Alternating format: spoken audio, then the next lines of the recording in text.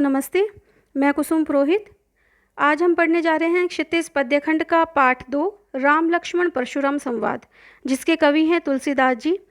तुलसीदास जी भक्तिकाल के प्रमुख कवि थे। राम भक्ति धारा के प्रमुख प्रवर्तक कवि तुलसीदास जी। भक्तिकाल के बारे में हम हमारी पिछली कक्षा में चर्चा कर चुके हैं। तुलसीदास जी का जन्म उत्तर प्रदेश के बांदा जिले के राजापुर गांव में 1532 में हुआ था। कुछ विद्वान उनका जन्म स्थान सोरू जिला एटा भी मानते हैं। तुलसीदास जी का बचपन बहुत संघर्षपूर्ण था। जीवन के प्रारंभिक वर्षों में ही उनके माता पिता से उनका बिछोह हो गया। कहा जाता है कि गुरु कृपा से ही उनको राम भक्ति का मार्ग मिला। वे मानव मूल्यों के उपासक कवि थे। इनकी मृत्यु 1623 काशी में हुई। इनकी प्रमुख कृतियां हैं रामचरितमानस, कवितावली, गीतावली, दोहावली, कृष्ण गीतावली, विनय पत्रिका। यह अंश रामचरितमानस के बालकांड से लिया गया है। सीता स्वयंवर में राम द्वारा शिव धनुष भंग के बाद मुनि परशुराम को जब यह समाचार मिला तो वे क्रोधित होकर वहां आते हैं। शिव धनुष को खंडित देखकर आपे से बाहर हो जाते हैं। राम के विनय और विश्वामित्र के समझाने पर तथा राम की शक्ति की परीक्षा लेकर अंततः उनका गुस्सा शांत हो जाता है। इस बीच राम लक्ष्मण परशुराम के मध्य जो संवाद हुआ उस प्रसंग को इस पाठ में प्रस्तुत किया गया है। परशुराम के क्रोध भरे वाक्यों का उत्तर लक्ष्मण व्यंग्य वचनों से देते हैं। इस प्रसंग की विशेषता है लक्ष्मण की वीर रस से भरी व्यंग्योक्तियां और व्यंजना शैली की सरस अभिव्यक्ति। अब सीता स्वयंवर का समय है। राम और सीता के विवाह के समय स्वयंवर में यह शर्त रखी गई कि जो शिवजी के धनुष को भंग करेगा उसी के साथ में सीता का विवाह होगा। बड़े महान बलवान जो योद्धा थे, वीर थे, वे सभी लग गए, परंतु उस शिव धनुष को कोई भी भंग नहीं कर पाया। परंतु श्री राम ने कुछ ही क्षणों में उस धनुष को भंग कर दिया और सीता का विवाह श्री राम से होना तय हुआ। जैसे ही यह खबर परशुराम जी को मिलती है, वे बहुत अधिक क्रोधित हो जाते हैं और वहाँ पर सभा में पहुँचते हैं। सभी से पूछने पर सभी निरुत्तर और जनक जी बड़े ही शांत दिखाई देते हैं। तब श्री राम जी बड़े ही विनय पूर्वक वचनों से परशुराम जी से कहते हैं, नाथ शंभु धनु भंज निहारा, हुई केऊ एक दास तुम्हारा। आये सुकाहा कही किन मोही, सुनी रिसाई बोले मुनि कोही। सेवकु सो जो करे सेवकाई, अरि करनी करी करई लड़ाई। सुनहु राम जेहि शिव धनु तोरा, सहस बाहु सम सो रिपु मोरा। सो बिलगाई बिहाई समाजा, न ते मारे जे हई सब राजा। सुनि मुनि वचन लखन मुस्काने, बोले परशु धरई अवमाने। बहु धनु ही तोरी लरिकाई, कबहु नासी रीस किन्ही गोसाई। रे नृप बालक काल बस, बोलत तो ही न संभार। धनु ही सम त्रिपुरारि धनु, विदित सकल संसार। अब इसमें पहले जो शब्दार्थ है उसके बारे में आप देखें। शंभु धनु यानी शिवजी का धनुष, बिहाई यानी छोड़कर, जेहि यानी उसके कारण, अवमाने अपमान करना, असी इस प्रकार का, यही यानी इसी, के ही यानी किस लिए, विदित जानता है, सकल यानी समस्त या संपूर्ण, भंज निहारा तोड़ने वाला, होई यानी होगा, केऊ यानी कोई, आयेसु यानी आज्ञा देना, रिसाई यानी क्रोध करना, अरि करनी शत्रुता के कार्य, रिपु यानी शत्रु, बिलगाऊ अलग हो जाए। और फिर हम अर्थ देखते हैं इसका। नाथ शंभु धनु भंज निहारा, होई केऊ एक दास तुम्हारा। अब परशुराम जी को क्रोधित देख करके श्री राम कोमल वचनों से कहते हैं कि हे नाथ, जिसने शिव जी का यह धनुष तोड़ा होगा वह आपका ही कोई सेवक होगा। आये सुकाहा कही कि न मोही, सुनी रिसाई बोले मुनि कोही। तो इसलिए आप आज्ञा हो तो जो कुछ कहना चाहते हैं आप मुझसे कहिए। इस पर जो परशुराम जी हैं बहुत अधिक क्रोधित हो जाते हैं। क्रोधित होकर के बोलते हैं, सेवकू सो जो करे सेवकाई, अरि करनी करी करई लड़ाई। कि सेवक तो वो होता है जो सेवा का कार्य करे। इस धनुष को तोड़ने वाले ने तो मेरे साथ दुश्मन जैसा कार्य किया है, शत्रु जैसा कार्य किया है, तो उसके साथ तो मुझे लड़ाई ही करनी पड़ेगी, उसके साथ तो मुझे शत्रुता जैसा ही व्यवहार करना पड़ेगा। सुनहु राम जेहि शिव धनु तोड़ा, सहस बाहु सम सो रिपु मोरा। सो बिलगाई बिहाई समाजा, न ते मारे जे ही सब राजा। फिर वे कहते हैं कि हे राम, जिसने भी इस धनुष को तोड़ा है वह वैसे ही मेरा शत्रु है जैसे कि सहस्त्रबाहु हुआ करता था। अच्छा होगा कि वह व्यक्ति इस सभा में से अलग हो जाए या नहीं तो यहाँ पर बैठे हुए, यहाँ उपस्थित जितने भी लोग हैं, जितने भी राजा हैं, वे सभी मेरे द्वारा मारे जाएंगे। सुनी मुनि वचन लखन मुस्काने। अब लक्ष्मण जी मुस्कुराने लगते हैं। बोले परशु धरई अवमाने, और उनके परशु का जो परशु उन्होंने धारण कर रखा है, फरसा धारण कर रखा है, उसकी अवमानना करते हुए, उसका मजाक उड़ाते हुए बोले, बहु धनुहि तोरी लड़काई, कि हमने तो बचपन में खेल खेल में बहुत सी ऐसी धनुष तोड़े हैं, धनुया जो छोटे बच्चे धनुष तीर कमान बना लेते हैं, उस तरह के जो धनुष है हमने बहुत तोड़े हैं। कबहू ना सी रीस किन्हीं गोसाई, तो किसी गोसाई किसी ऋषि मुनि को इस तरह के क्रोध जो है, गुस्सा है, वो तो कभी नहीं आया। रे नृप बालक काल बस बोलत ते ही न सभा। अब जो इस पर परशुराम जी हैं वो जवाब देते हैं, उन्हें फिर से गुस्सा आ रहा है, वो जवाब देते हैं कि अरे राजकुमार, तुम अपना मुंह संभाल कर बात करो, लगता है कि तुम्हारे ऊपर काल सवार है।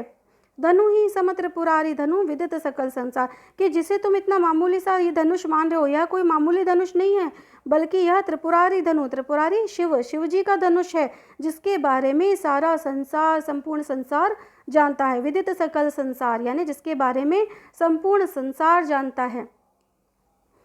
अब इसकी फिर से हम व्याख्या देखते हैं कि स्वयंवर सभा में उपस्थित होकर जब परशुराम जी यह जानना चाहते हैं कि शिव धनुष को किसने तोड़ा है, तो श्री राम विनय पूर्वक अपने स्वाभाविक कोमल वचनों से उन्हें शांत करने की चेष्टा करते हैं कि हे नाथ, आपके किसी दास के अलावा भला और कौन हो सकता है जो शिव जी के धनुष को तोड़ सकता है।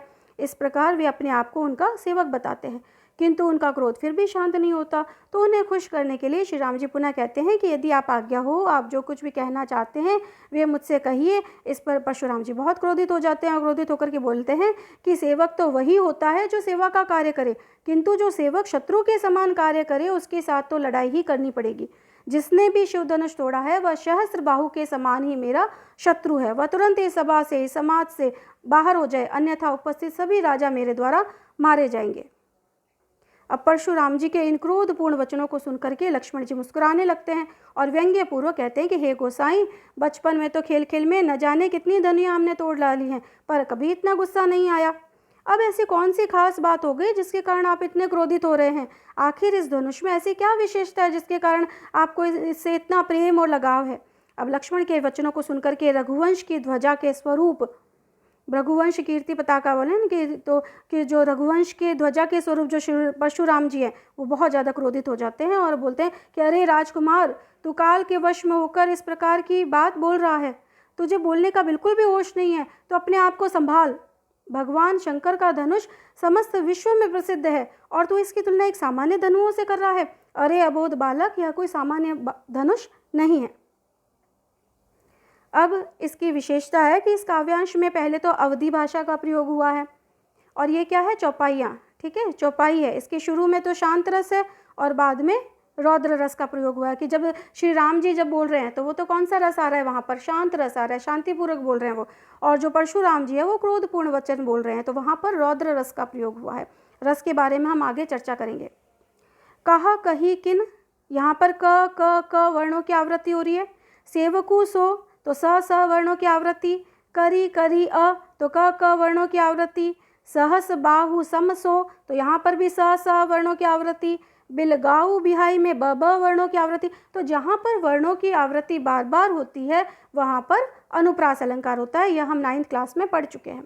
अब आगे सहस बाहु सम सो रिपु मोरा और धनु ही सम त्रिपुरारी धनी। अब सम, जहाँ पर सम आ रहा है, ठीक है, बताया था आपको 9th क्लास में, तो वहाँ पर क्या हो गया, उपमा अलंकार हो गई। सहस बाहु सम, सहस बाहु के समान, वह मेरा शत्रु है। धनु ही सम त्रिपुरारी धनु, कि धनु किसके समान है, त्रिपुरारी धनु, यह शिव शंकर भगवान शिव के धनुष के समान है, ठीक है। तो यहाँ पर कौन सा है, यहाँ पर उपमा अलंकार का प्रयोग हुआ है।